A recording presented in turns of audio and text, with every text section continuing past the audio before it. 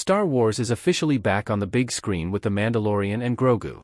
The franchise had previously been absent from movie theaters for a number of years, with Lucasfilm and Disney instead focusing on streaming series during that period. Now, the franchise is back, but with mixed results. The Mandalorian and Grogu currently sports a 62% with critics on Rotten Tomatoes, with consistent complaints focusing on the scale of the story and the fact that, according to some, the film plays more like a few episodes of the show stitched together rather than a Star Wars movie. The release of a new Star Wars movie has, naturally, also put previously released films back into the spotlight. This is especially true for the sequel trilogy, which was the last set of films released in the franchise. The sequels were also met with mixed reception upon release, just like The Mandalorian and Grogu, the latter two films, The Last Jedi and The Rise of Skywalker, in particular. What makes The Rise of Skywalker stand out from The Last Jedi is that it doesn't have the number of fervent defenders as the latter film has. The Rise of Skywalker is much more maligned overall, but 7 years later, the film ages much better than one might expect, with a high-stakes story, excellent cinematography, and great characters, especially Rey and Kylo Ren. The Rise of Skywalker's story felt huge. As stated, one of the aspects of The Mandalorian and Grogu that has been criticized the most is the scale.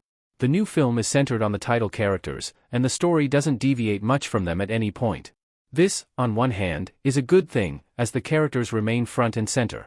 However, it also makes The Mandalorian and Grogu feel less important to the rest of the galaxy, which was an issue for some. The Rise of Skywalker, regardless of its other problems, had a massive story on a huge scale. The plot centered on Emperor Palpatine's grand, and unexpected, return and threat of imminent revenge on the galaxy unless one pledged their loyalty to him, which naturally had galaxy-wide stakes. That made the story feel important, perhaps even more so than The Last Jedi, which also had a huge sense of importance and story. The threat that Palpatine posed played a huge role in this, too. The Sith Lord has always posed a massive threat to the Jedi and the rest of the heroes, but in The Rise of Skywalker, he's even more menacing.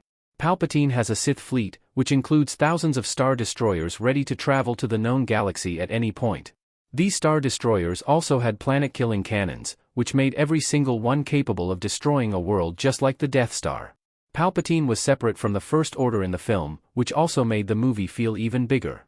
This meant that there were three primary groups all playing a huge role in the story: the Resistance, the First Order, and Palpatine's Sith fleet on the planet Exegol. The first two films of the sequel trilogy only featured the Resistance and the First Order, which was already a big scale, but The Rise of Skywalker increases that even more. The visuals were excellent.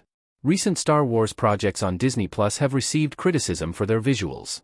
Many shows, such as The Book of Boba Fett and Obi-Wan Kenobi, were subjects of huge complaints regarding the usage of the volume technology and the look of the series overall. Those shows were a far cry from the sequel trilogy, which were some of the best-looking Star Wars stories in the entire franchise. The scale of The Rise of Skywalker was shown not only in the film story, but in its visuals as well.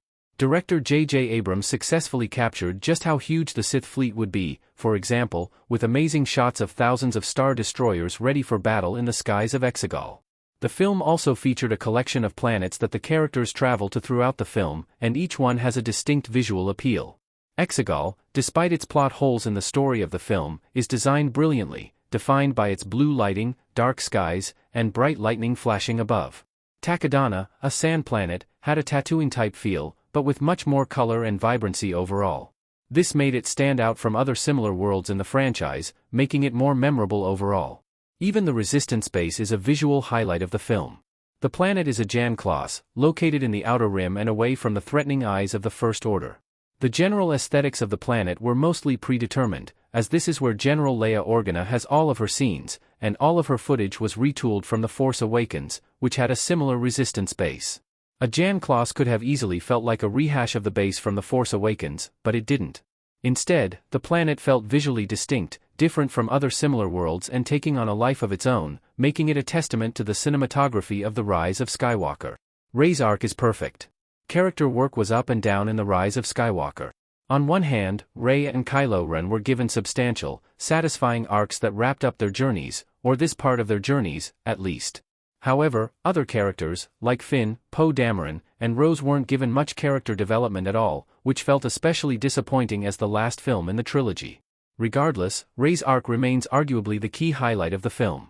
What happens to Daisy Ridley's Jedi in The Rise of Skywalker is subject to much debate, with many disagreeing with the decision to make her related to Palpatine. However, this is just one part of Rey's arc, and actually provided some interesting mirroring to the original trilogy. Rey's arc outside of Palpatine is classic Star Wars. A Jedi in training works to become a full Jedi Knight, defeating the enemy in their way and becoming the hero they were meant to be.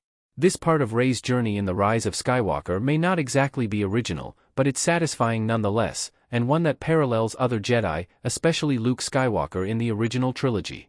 That's not the only way that Rey's story in Episode 9 compares to Luke's.